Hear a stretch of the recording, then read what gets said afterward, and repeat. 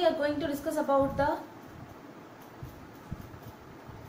Galileo's experiment. Okay. A scientist named Galileo, he detected that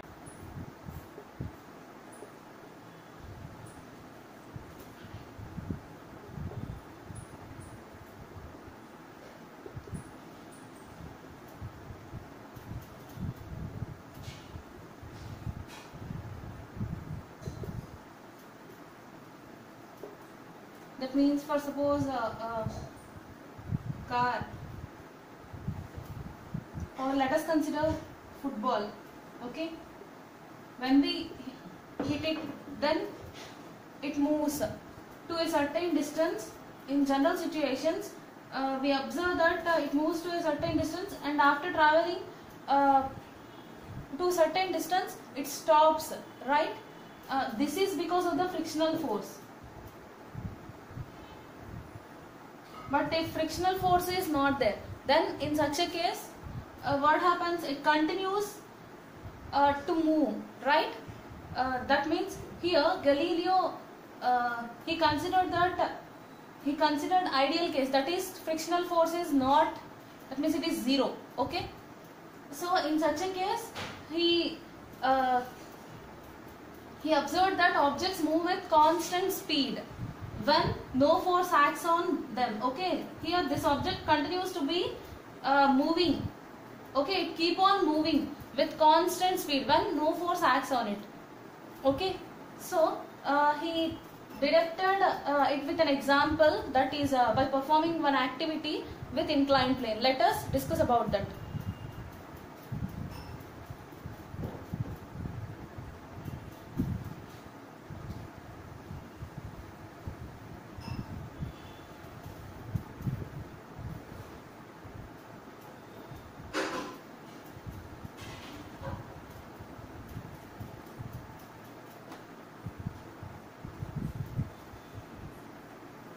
Let us consider an inclined plane.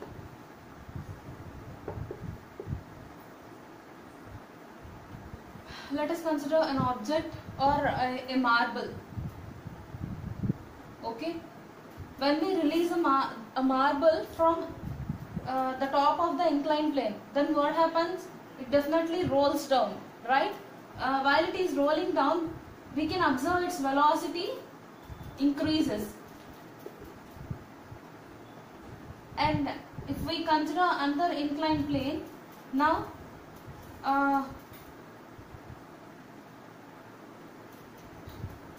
if we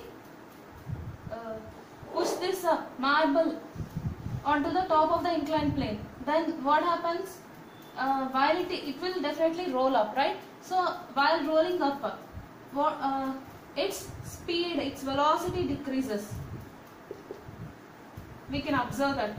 Not only this, if at all you are climbing onto a very big hills or mountains by using that means on the Ghat road, then while you are coming down on a car or a bus, then what happens? Your velocity increases, right? Whereas while you are moving up, you will definitely face some difficulty while moving up. That means you need to increase your speed or velocity, right? So that is means same is the case with this inclined plane and this marble also. Okay,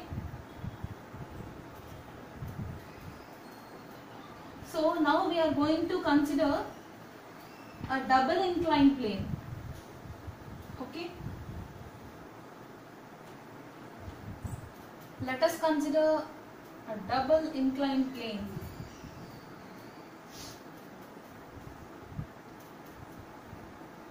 Okay,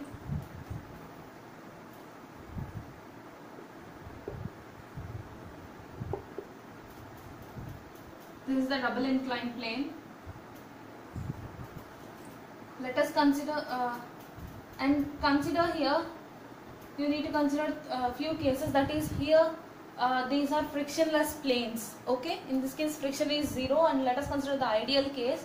And the other thing is these two are having same inclination, and these two are of same height. Okay. Now let us consider a marble and release it from the top of the first inclined plane. This is the left side plane, this is the right side plane. Release it from the top of this left side inclined plane. Okay, left inclined plane. Then what happens? It rolls down definitely. Okay. While it is rolling down, whatever the distance traveled by this to roll down, the same distance is traveled by this marble to travel onto the inclined plane which is on the right side. Okay. And while rolling down, means from which height it had rolled down, from which height it was released, it tries to attain or it tries to reach the same height on the opposite side. Okay. So this happens in the case of a double inclined plane when both the planes are of same inclination and also both are of same height. Okay. Now let us consider the next case, that is, now in the second case we are going to decrease the inclination of the inclined plane which is present on the right side. Okay, we are going to decrease the inclination. Then what happens? Now again this marble is released. It definitely rolls down. Okay, and from which height it was released, it tries to attain the same height. Okay, means till it reach the same height on the opposite side, whatever the distance is travelled by this marble from the left plane, more than that it travels. Okay, that means it travels to attain same height on the opposite side and tries to travel further distance. Okay, in this case. Now the same case occurs if we go if we decrease the inclination of the right inclined plane further. Okay, again it tries to reach the original height from which it was released by traveling further distance. Okay, and finally at a particular point I made the inclined plane on the right side, I made its inclination to 0. That means I made it a horizontal plane. Then what happens? The marble again I released from the inclined plane which is present from this left inclined plane, from the top of this left inclined plane. Then what happens? It definitely rolls down and it tries to it tries to reach the same height. Okay, that means till it reached the same height from which it was released, till it reached the same height on the opposite side from which it was released, it continues to travel. Okay, so in this way it continues to travel, and here we consider that no unbalanced forces are acting on it. Okay, that means no frictional force is acting.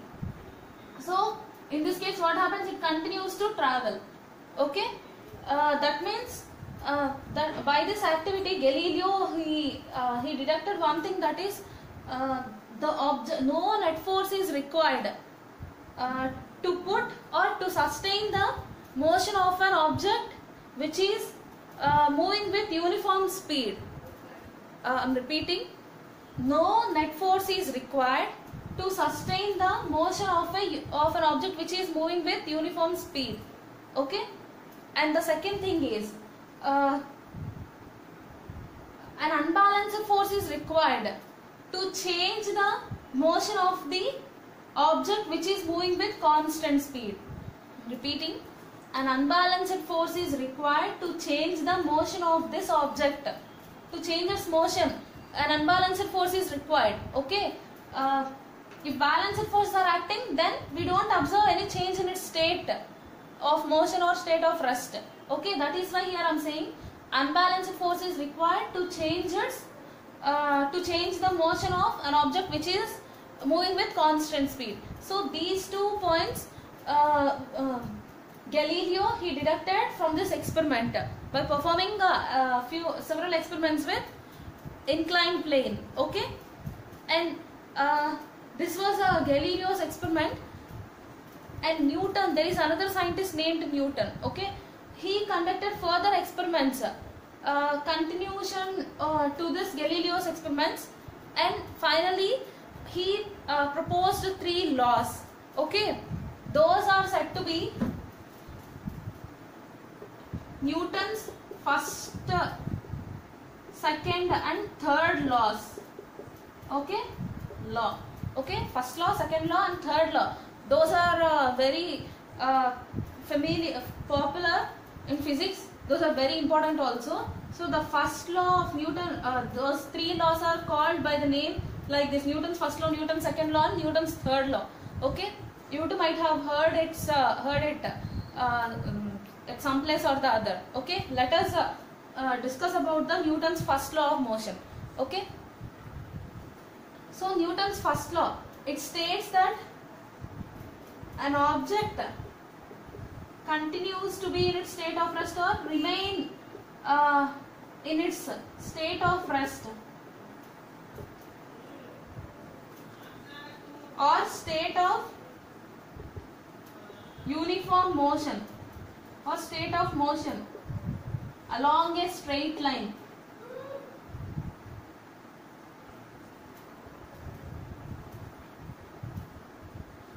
An object continues to be in its state of rest. That means if an object is at rest, it tries to continue to be in its state of rest. And if an object is in motion, it tries to continues to be in its state of motion. Okay, unless it is compelled to change its state by an external unbalanced force. Okay.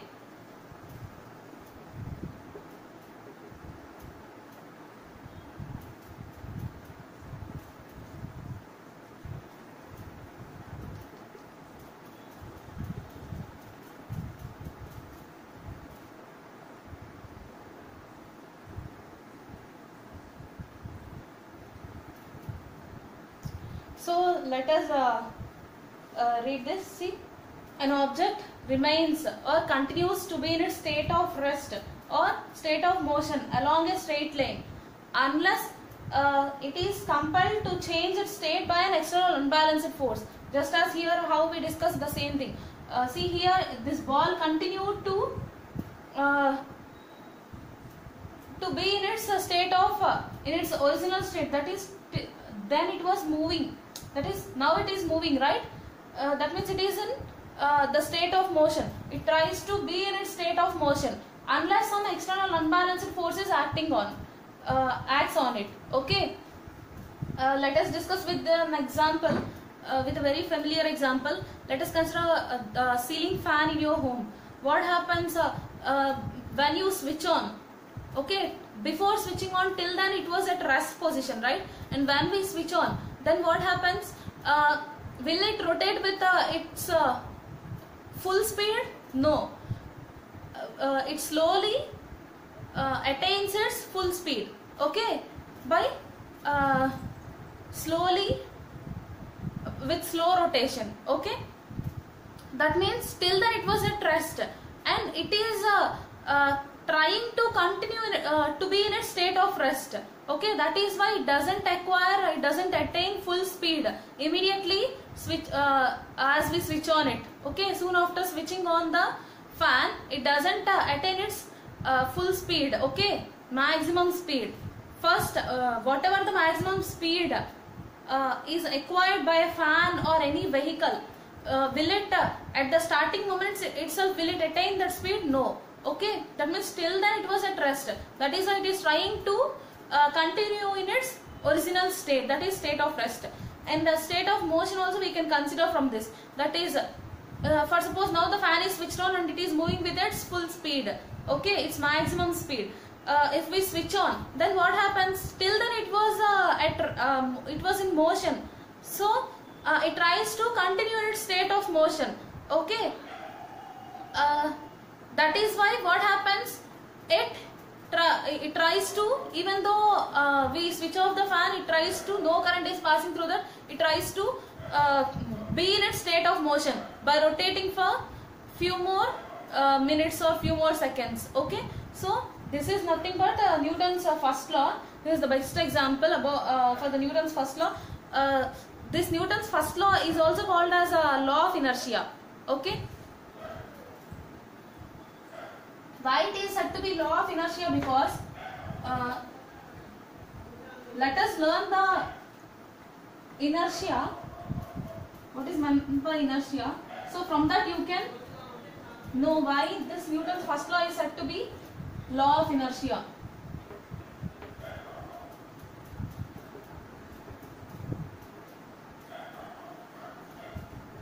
The tendency of an undisturbed object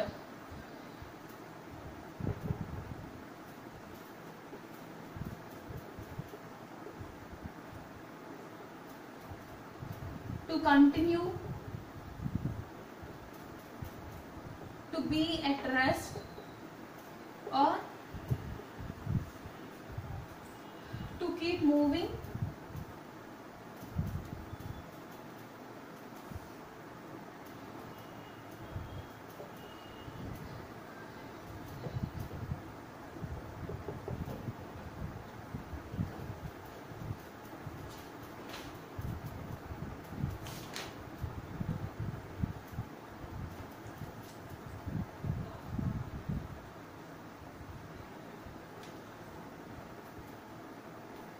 law of inertia is also called as Newton's first law. See, the tendency of an object, that means some unwillingness, it is showing some unwillingness, okay, of an undisturbed object, whether it is its state of rest or state of motion, okay, it was undisturbed, right? So whatever the unwillingness is shown by an object at rest, if we apply some force on the object at rest, will it move immediately? No. We need to overcome some unwillingness which is exerted, which is exhibited by this object at rest, okay. And also the same is faced in the case of an object which is moving with same velocity, okay. The unwillingness of an undisturbed object to or that means it is trying to continue to be in its original state. If at all it is at rest, it continues to be in its state of rest, or if at all it is in motion, uniform motion, or if at all it is in motion with same velocity, tries to continue its state, okay. And if we try to change its state, it will definitely exert some unwillingness, okay. That tendency is said to be law of inertia, okay. So this is similar to Newton's first law, okay. That means an object remains in its state of rest or state of uniform motion along a straight line unless it is compelled to change its state by an external unbalanced force, okay. So that is why Newton's first law is also called as law of inertia. So children, in this session we discussed about force and types of forces and the effects of force, and also Newton's first law, Galileo's experiment, and law of inertia, okay. And next, let us discuss about one more topic, a small topic, that is momentum.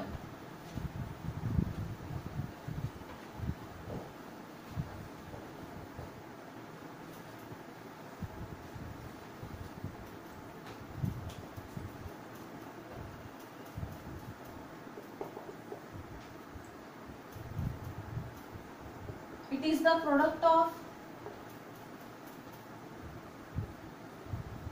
mass and velocity. Momentum, it is a product of mass and velocity, and it is denoted by the letter P, okay, and it is a vector quantity. That means it possesses both magnitude and direction, okay. So its formula is here bar. This is nothing but, for vector quantities we can represent like this or with bold letter, okay. Momentum equal to mass, product of mass and velocity, okay. This is mass whereas this is velocity, and its units are, for mass the unit is kilogram and velocity meter per second. So its units are kilogram meter per second. Okay, so this is about the velocity. It is its definition, with which letter we denote it, and whether it is a scalar quantity or a vector quantity, its formula and units. Okay, so this is about